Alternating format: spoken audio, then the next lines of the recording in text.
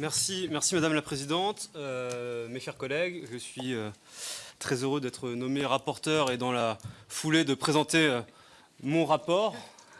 C'est la magie du travail parlementaire. Je tiens avant tout à remercier Charles Borriaud pour son travail et le soutien qui a été le sien cette semaine, ces 10 derniers jours passés. Évidemment, mon équipe qui a été d'un précieux soutien compte tenu du temps imparti qui nous a été donné pour faire ce rapport. Comme vous le savez, ce rapport a vocation à être un rapport d'observation sur le projet de loi relatif à la lutte contre les fausses informations dont les deux commissions que Madame la Présidente a évoquées ont été saisies au fond. Et donc, je crois que le fait que notre commission puisse se saisir d'un sujet qui est éminemment européen et puisse apporter une dimension européenne dans le débat qui va s'ouvrir dans quelques jours à l'Assemblée nationale est évidemment utile. Et je crois que c'est une pratique qu'il faut essayer de poursuivre sur beaucoup d'autres sujets pour lesquels notre Assemblée est amenée à se prononcer. Vous le savez, mes chers collègues, toutes les informations ne se valent pas. Ce constat ne date pas d'hier, mais ce qui est en revanche nouveau, c'est la caisse de résonance que constitue Internet. Aujourd'hui, pour 40 000 €, vous pouvez lancer des opérations de propagande politique sur les réseaux sociaux. Pour 5 000 €, vous pouvez acheter 20 000 commentaires haineux. Et pour 2 600 €, vous pouvez acheter 300 000 followers sur Twitter. À ce prix-là, des sites entiers, des pages Facebook, des fils Twitter colportent des fausses informations et sèment le trouble dans l'esprit de nos concitoyens. Ce prix-là, c'est celui du passage dans l'ère de la post-vérité, où les fondations, les valeurs et l'avenir de notre démocratie telle qu'elle existe aujourd'hui peuvent être menacés. Parce qu'à ce prix-là, la relation de confiance qui existe entre les citoyens et leurs élus se trouve parfois sapée, et les populismes, les complotismes de toutes sortes irriguent nos sociétés dans un contexte de grands bouleversements économiques et sociaux, de divisions politiques marquées et de manque de confiance dans les institutions. Et lorsque l'on parle d'Europe, de sens à donner à l'Union européenne et à son projet dans les années à venir. Derrière ces fausses informations, il y a parfois une stratégie politique qui est aussi parfois financée par des États tiers visant à déstabiliser nos démocraties, et l'Europe est évidemment en première ligne.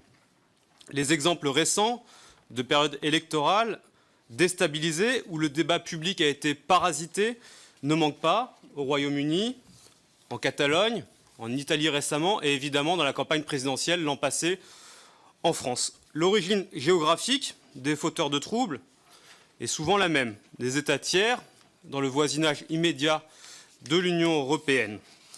Face à cette guerre hybride qui expose les peuples européens à la manipulation, à des peurs parfois irrationnelles, à l'obscurantisme, la réponse que nous devons apporter doit être évidemment globale et inclusive. Dans cette perspective, les propositions de loi que nous aurons à examiner dans les semaines à venir visent à fournir des éléments de réponse, sachant qu'en période électorale en particulier, qui est le cœur du sujet, la frontière entre ce qui sépare l'opinion de sa manipulation est parfois poreuse. L'action des plateformes en ligne sur lesquelles les fausses informations se répandent le plus vite est à ce titre cruciale, et les obligations de transparence que comprennent les propositions de loi seront un outil supplémentaire entre les mains de nos concitoyens pour savoir qui finance des contenus politiques sponsorisés et à quel but.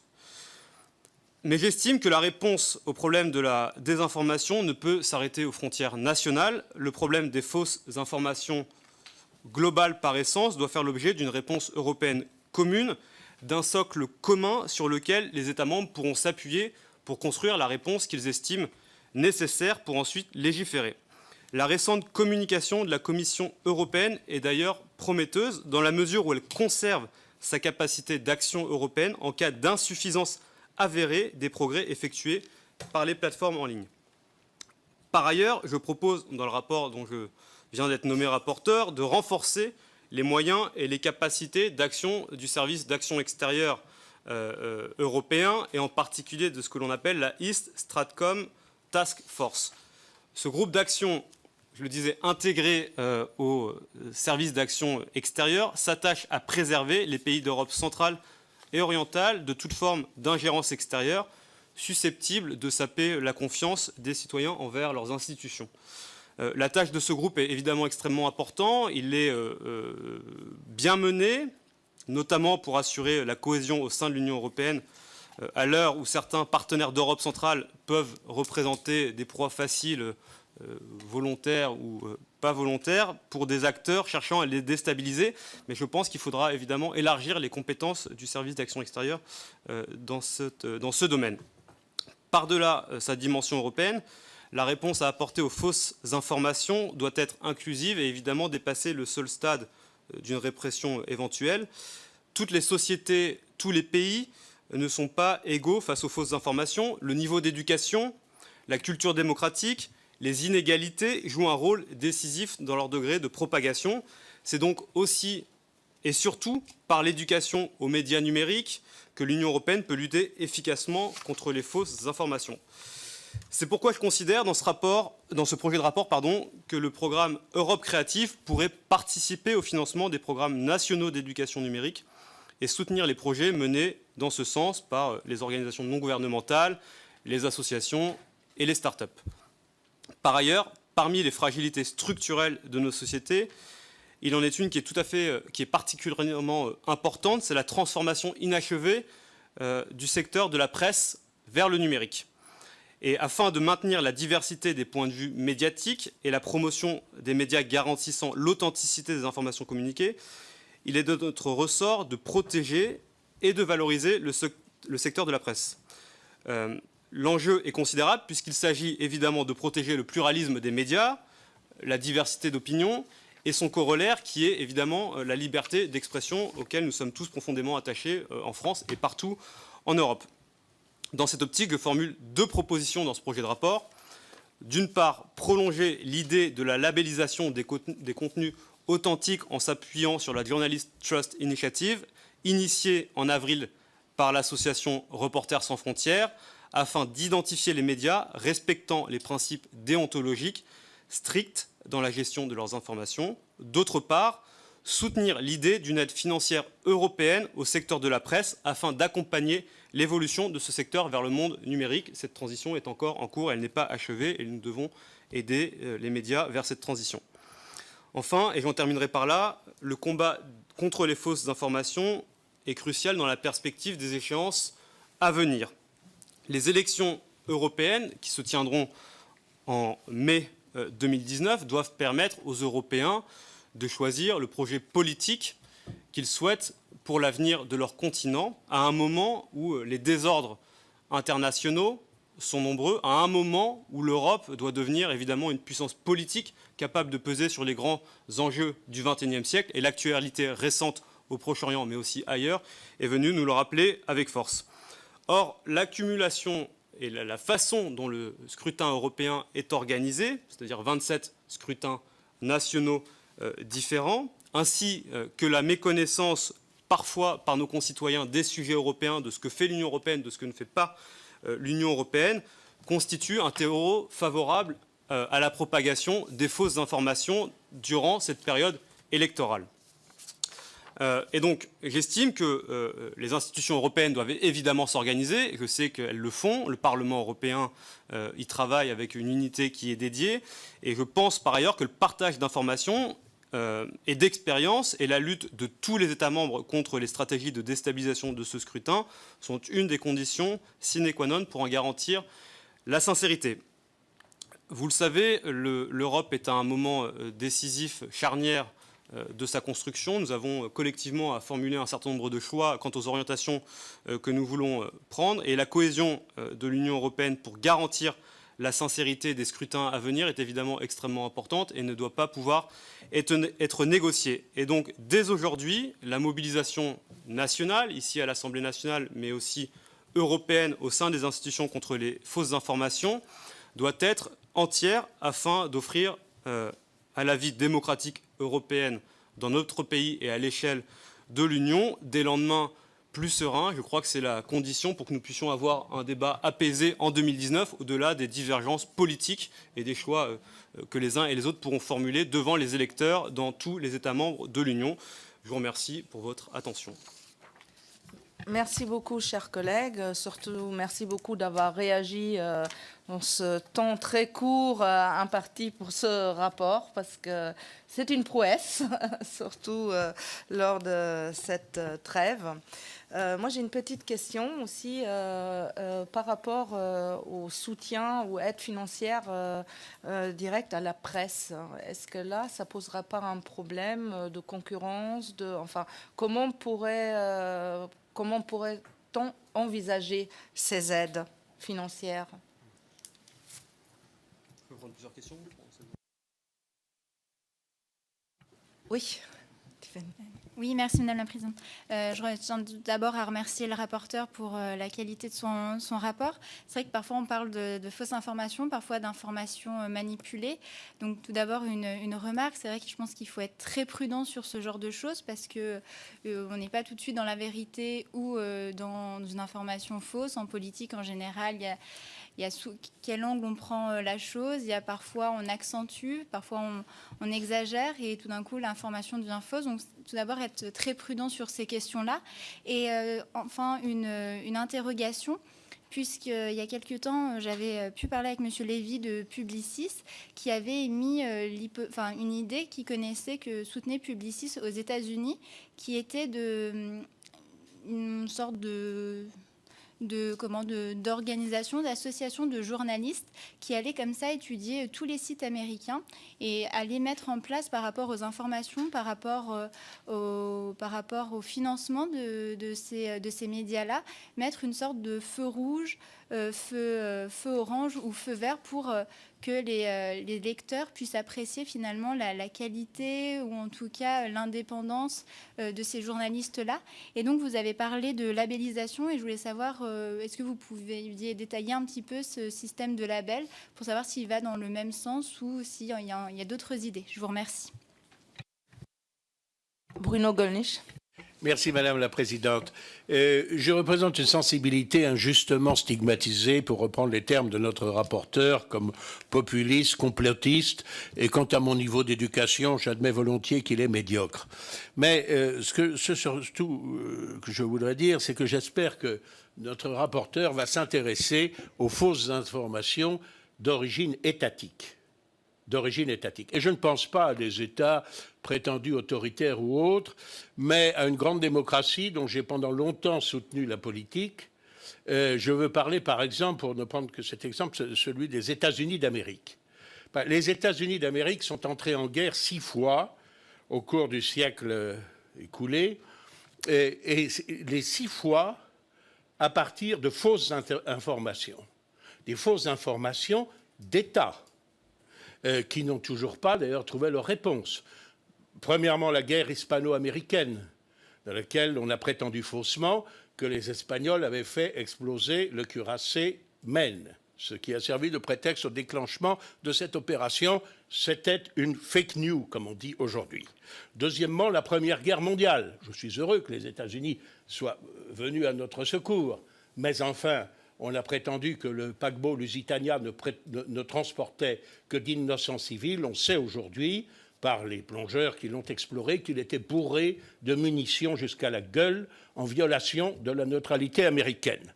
Troisièmement, la Deuxième Guerre mondiale. On a prétendu que les Japonais avaient attaqué sans déclaration de guerre. On sait très bien que le gouvernement américain était au courant et qu'on les a fait poireauter au département d'État de telle façon que les hostilités, précisément, soient commencées avant la déclaration de guerre.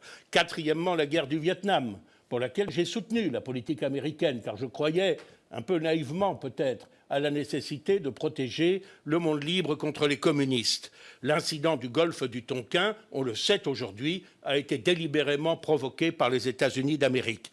Cinquièmement, la Première Guerre du Golfe, dans laquelle le consentement du Sénat américain n'a été accepté à une faible majorité que parce qu'on en a prétendu que la soldatesque irakienne avait débranché les couveuses pour enfants prématurés à Kuwait City. On sait aujourd'hui que c'est un montage, qui a été fabriqué par, notamment avec l'aide de la fille de l'ambassadeur du Koweït et qui a été commandé par le gouvernement américain à une entreprise de communication parce que l'on savait que ce qui pouvait déclencher l'adhésion des parlementaires américains, c'était précisément des exactions contre les nouveau-nés.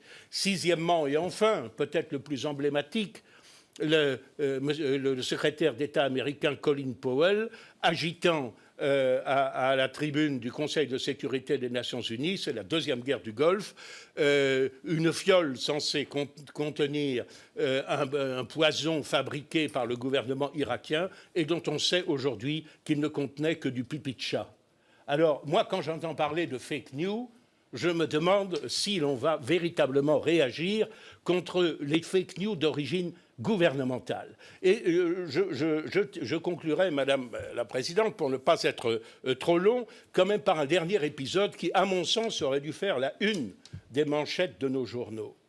Nous avons récemment, le gouvernement français récemment a déclenché des hostilités, des tirs de missiles, d'ailleurs de façon techniquement inadéquate, mais enfin, ce n'est pas le sujet, contre la malheureuse et exsangue Syrie, au motif que le gouvernement de Bachar el-Assad, on ne voit pas pourquoi, qui était vainqueur sur le terrain, aurait soudainement décidé d'utiliser des armes chimiques, ce que l'on a présenté comme la fameuse ligne rouge à ne pas franchir. Chers collègues, là, on dévie un peu de notre sujet. Non, mais il s'agit... Non, mais on est en plein dans le sujet, excusez-moi, Madame la Présidente, et je termine là-dessus. Il se trouve qu'il y a quelques jours, à La Haye, une délégation, c'est vrai, russe, de l'organisation, mais qui est une composante légitime de l'organisation pour l'interdiction des armes chimiques, a présenté à la presse internationale l'enfant sur lequel le monde entier s'était apitoyé dans la vidéo que nous avons tous vue et qui a servi de prétexte à ce déclenchement. Cet enfant a dit, mais il n'y avait pas d'armes chimiques. Les djihadistes sont venus nous dire qu'il fallait d'urgence aller à l'hôpital. On nous a aspergé d'eau froide, on suffoquait un peu, etc. Je ne sais pas de quel côté se trouve la fake news. Ce que je constate, c'est qu'il n'y a pas d'enquête là-dessus. Ce que je constate, enfin, ce sera vraiment mon dernier mot, Madame la Présidente, c'est qu'il y a deux personnes qui peuvent parfaitement nous renseigner sur les vraies nouvelles. Ces deux personnes sont Julian Assange et Edward Snowden, à qui on aurait dû, évidemment, en Europe, accorder l'asile politique. L'un est toujours reclus à l'ambassade d'Équateur à Londres, et l'autre n'a trouvé d'asile qu'à Moscou. Je considère que c'est une honte pour l'Europe, c'est une honte pour mes collègues du Parlement européen, c'est une honte pour la Commission, c'est une honte pour le Conseil. Et avant que l'on parle de fake news qui circulent sur Internet, j'aimerais bien que l'on donne la parole à ces deux réfugiés politiques authentiques. Merci beaucoup.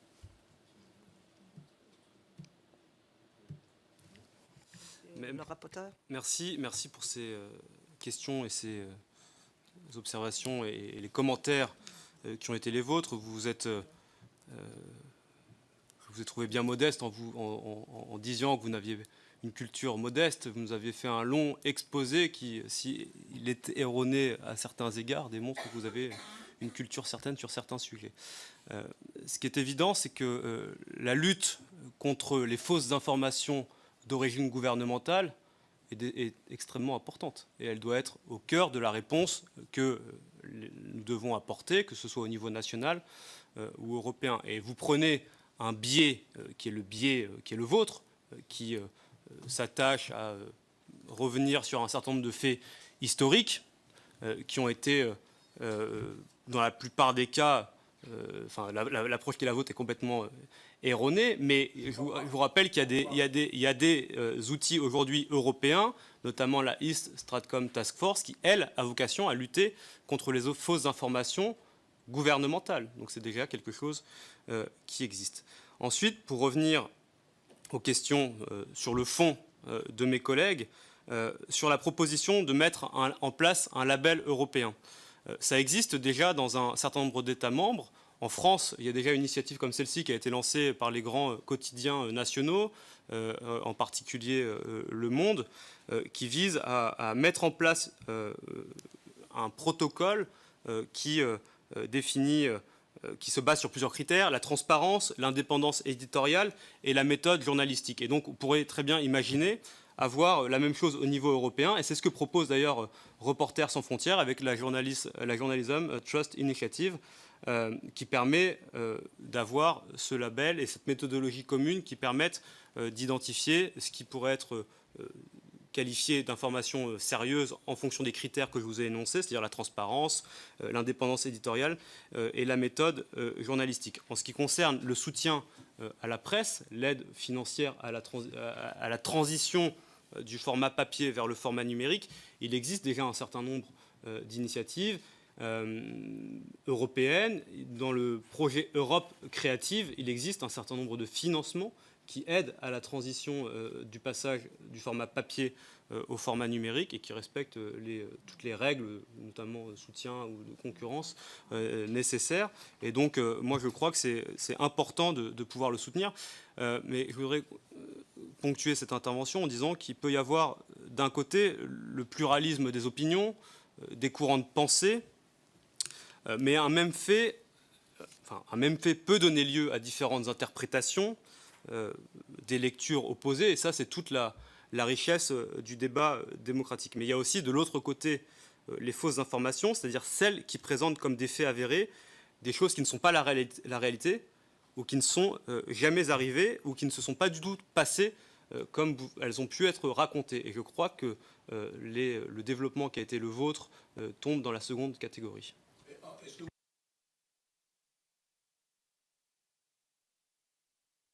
Excusez-moi, vous dites que mon point de vue était erroné. Les faits que j'ai cités, est-ce que vous les contestez? Sur quelle base est-ce que vous les contestez? La première des choses, c'est qu'on ne va pas commencer à s'interpeller les uns les autres en dehors de toute prise de parole donnée ou pas donnée. Moi, ce que je constate simplement, c'est que les développements qui sont les vôtres appartiennent à une interprétation qui est la vôtre et qui vous appartient, mais que je ne partage pas. Qui a été validé par le courant de pensée qui est le vôtre et qui a été réfuté par d'autres appréciations. Et donc chacun peut avoir le point de vue qui est le sien. Je respecte le vôtre, mais ce n'est pas le mien. J'estime que le développement qui était le vôtre n'était pas correct, et c'est la réponse que j'ai à vous apporter. Après, libre à vous, dans cette commission, d'exprimer les points de vue qui sont les vôtres, et c'est votre liberté de parlementaire européen de l'exprimer. C'est aussi ma liberté de parlementaire de dire que je ne la partage pas. On va passer à une deuxième série de questions. Jean-Pierre Pont. Merci Madame la Présidente. Je vais m'associer aussi pour féliciter le rapporteur fraîchement nommé, avec un rapport aussi important, mais qui amène beaucoup d'inquiétudes. D'abord, dans les tarifs. J'étais surpris des tarifs qui permettent de faire passer ces fausses informations. Et quand on parle de fausses informations, c'est celles qui ont été découvertes. Et le problème, c'est un peu comme l'iceberg, c'est-à-dire celles qui, malheureusement, ont continué tout en étant fausses et qui ont fait un peu de ravages. Par rapport à ce label, oui, bien sûr, labelliser, mais comment labelliser? C'est-à-dire une signature, un cachet ou un canal. Parce que s'il y a des fausses informations, il peut y avoir aussi des faux labels qui feraient que, malheureusement, on soit tout aussi perdu. Alors, on a parlé, bien sûr, des fausses informations sur le plan politique. Est-ce qu'il y a une notion de fausses informations sur le plan économique et industriel? Je vous remercie. Marguerite Després-Audebert. Merci Madame la Présidente. Je voudrais saluer le côté en même temps du rapport. On est au maximum de la volonté présidentielle. Non, c'est une boutade. Notre rapporteur a parlé de transformation, de transition de la presse vers le numérique. Je voudrais plutôt parler de diversification, parce qu'il n'est pas question que la presse papier abandonne le numérique. Nous avons besoin de presse papier. Moi, députée MoDem, je suis attachée au territoire. Vous êtes un jeune parlementaire qui naviguait entre Bruxelles et Paris, mais dans les territoires, on n'a pas toujours le numérique. c'est en cours de résorption, c'est sûr, la fracture s'atténue, mais c'est pas encore tout à fait, c'est encore, il y a des zones blanches encore, ça vous le savez. Et puis aussi une fracture générationnelle qu'il ne faut pas accentuer parce que les anciens sont attachés à la presse papier. Donc c'est important que les éditeurs de presse papier puissent continuer à survivre. Et quand on parle d'aide à la presse, c'est aide à la presse globalement, aux éditeurs de presse. Je souligne ce point-là. Ma deuxième remarque, ça concerne la labellisation des contenus. Rien n'est plus crédible que le titre ou la marque pour labelliser les contenus, parce qu'un journal qui est digne de ce nom, qui est un numéro de commission paritaire, qui est payant, ses contenus sont validés, sont vérifiés, ça fait partie de sa mission, et donc le contenu est labellisé d'office, en fait. Donc c'est vrai que les titres de presse, c'est la meilleure garantie. Un contenu qui paraît sur un titre de presse, c'est la meilleure garantie d'une information vérifiée. Voilà ce que je voulais souligner. Merci. Merci, Alexandre Reud.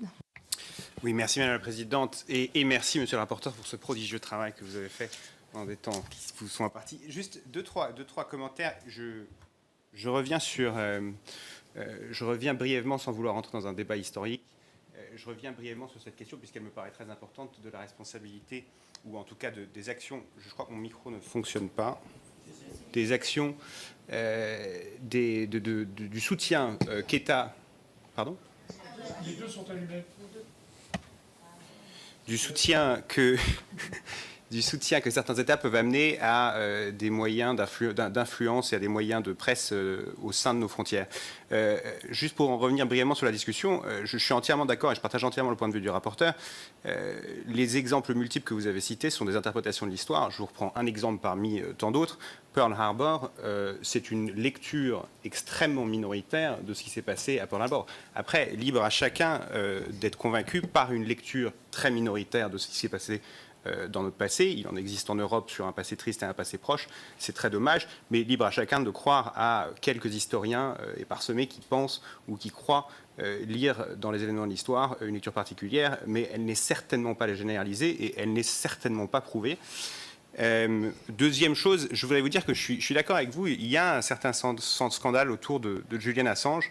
Au moment où on est en train de passer une loi à l'Assemblée nationale sur la protection et pour essayer de limiter les abus envers les femmes et les abus sexuels envers les femmes, il me paraît important que quelqu'un qui est accusé par une justice européenne indépendante, en l'occurrence en Suède, devrait répondre devant cette justice et devrait répondre d'ailleurs de son propre chef.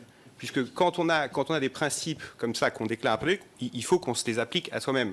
Or, je trouve ça, je vous avoue que peut-être que vous avez une idée différente, mais je pense que la justice suédoise me paraît plus ou moins indépendante et il me paraît essentiel que quelqu'un qui est accusé d'une agression sexuelle aille devant cette justice répondre aux accusations qui sont les siennes, libre à la justice après de l'innocenter ou non. Mais je voudrais revenir sur cette question des États qui soutiennent, puisqu'il existe plusieurs, il y en a toujours eu d'ailleurs, mais certains États, il y a une généralisation de la pratique qui consiste à financer des radios, des télévisions et des radios à l'étranger, d'ailleurs dans une multitude d'États. Et je voudrais savoir ce que le rapporteur pense, ou ce qu'on peut faire, ou comment est-ce qu'on devrait traiter ces radios qui sont financées exclusivement par d'autres États. C'est-à-dire qui ont comme seule source de financement, comme seule source éditoriale, la direction qu'une capitale étrangère peut leur donner. Et je pense notamment, évidemment, à RT ici et à Radio Sputnik ici. Merci, monsieur le rapporteur. Merci pour vos questions. Mais je partage votre attachement à la diversité des formats médiatiques, que ce soit le format papier ou le format numérique. Et c'est vrai que je suis un jeune parlementaire qui a l'habitude de naviguer entre Paris et Bruxelles, mais aussi le Luxembourg et les Pays-Bas. Mais je suis aussi un jeune parlementaire qui a de la famille qui vit dans toute la France, et je suis très attaché au format papier du Républicain Lorrain, comme je suis très attaché au format papier du Bien Public lorsque je vais en Bourgogne, et au format papier de Sud-Ouest lorsque je vais visiter ma famille dans le Sud-Ouest. Et les deux ne sont pas antinomiques. Ce que je voulais simplement dire, c'est que la transition numérique offre un nouveau champ des possibles pour ces médias-là et qu'il faut être capable de les accompagner aussi vers de nouveaux formats, ce qui n'a pas toujours été le cas jusqu'à présent et tout en gardant évidemment un format papier. La diversification est absolument déterminante et je crois que personne ne le remet en cause dans ce rapport, ni même dans la proposition de loi qui sera examinée à l'Assemblée nationale dans les semaines à venir. En ce qui concerne la labellisation, je l'avais dit juste avant, moi je crois que l'idée d'avoir un label européen avec un collège ou des représentants de différents organes de presse déontologiquement qualifiés, reconnus pour leur probité en raison de la source des financements qui sont les leurs, l'éthique journalistique, la façon dont le travail est mené, permettra d'offrir la garantie nécessaire à la labellisation des bonnes informations. Et il y a un certain nombre d'initiatives qui sont prises dans ce sens-là au niveau européen. Je répète ce qui a été dit au préalable, mais la Journalist Trust Initiative qui est portée aujourd'hui par Reporters sans frontières me semble être un bon outil pour apporter un certain nombre de garanties. Et puis sur la question des médias effectivement financés par d'autres États, c'est un défi. Lorsqu'ils se transforment en organes de propagande, en outils d'influence pour déstabiliser ou pour interférer ou pour propager un certain nombre d'informations qui seraient erronées, c'est à ce moment-là que ça fait courir un certain nombre de menaces sur notre démocratie et sur les scrutins à venir. Et la France a été la cible de ces médias d'État pendant la campagne présidentielle. Ça a été dit très clairement par le président de la République à différentes occasions. Et la difficulté, c'est effectivement de réussir à les réguler pour que l'influence qui soit la leur, ou en tout cas la présentation de certaines réalités de façon tronquée ne soit pas prise pour argent comptant par nos concitoyens. Et donc là, ça nous renvoie directement à l'éducation aux médias, à la consommation des médias que peuvent avoir les Françaises et les Français et les jeunes Français et les jeunes Françaises, et l'éducation qui peut leur être donnée sur tous ces sujets-là à l'école. Nous appartenons tous les deux à une génération commune, nous avons le même âge, et on ne nous a pas forcément éduqués lorsque l'on était à l'école à la consommation des médias. Et je crois qu'aujourd'hui, dans la formation qui doit être offerte aux jeunes élèves qui sont dans nos écoles, la consommation des médias et des médias numériques et être capable de juger ce qui est une information fiable ou ce qui ne l'est pas doit être au cœur de l'éducation qui leur est offerte. Merci beaucoup, monsieur le rapporteur. Moi, je me pose quand même la question un peu sur la notion fausse nouvelle. Qui va dire, ou comment fait-on pour quelque part faire le point sur qu'est-ce qui est manipulation de nouvelles et qu'est-ce qui est vraiment une fausse nouvelle. La notion de fausse nouvelle doit être quelque part définie. Qui la définit et quels moyens de contrôle on a en fait, hein. Est-ce que c'est voilà, il me semble que c'est le juge national qui va décider plus ou moins, mais enfin ça veut dire ça peut être une longue voie de recours qui peut être préjudiciable à l'arrêt des fausses nouvelles. Et ce sera évidemment le juge qui aura à le définir en France avec un référé de 48 heures, si je ne me trompe pas. Il y a la jurisprudence de la Cour de cassation en la matière qui définit les fausses nouvelles, ou qui désigne les fausses nouvelles comme étant des nouvelles se rattachant à un fait précis et circonstancié, non encore divulgué. Or, les contenus qui sont intentionnellement faux, qui circulent sur les plateformes numériques dépassent largement la seule sphère des informations non encore divulguées. Et donc, c'est la raison pour laquelle on a, dans le projet de loi, retenu le caractère de fausses informations et non de fausses nouvelles, parce qu'il est à cet égard beaucoup plus pertinent. Mais comme c'est ce que je disais tout à l'heure en réponse à M. Gollnisch, il peut y avoir d'un côté le pluralisme des opinions, des courants de pensée. Un même fait peut donner lieu à des interprétations très différentes, à des lectures opposées, parfois partisanes ou orientées, voire biaisées, et c'est parfaitement légitime dans un débat démocratique. Et puis il y a de l'autre côté les fausses nouvelles, c'est-à-dire celles qui présentent comme des faits avérés des choses qui ne sont en réalité jamais passées, qui ne sont jamais arrivées ou qui ne se sont pas du tout passées comme elles ont pu être racontées. Et donc c'est comme cela, en tout cas, que moi je crée la distinction entre d'un côté une opinion et de l'autre une fausse information ou une fausse nouvelle. Merci beaucoup, monsieur le rapporteur, et encore une fois, félicitations pour ce travail accompli en si peu de temps. Est-ce qu'il y a d'autres questions? S'il n'y a pas d'autres questions, on se verra demain.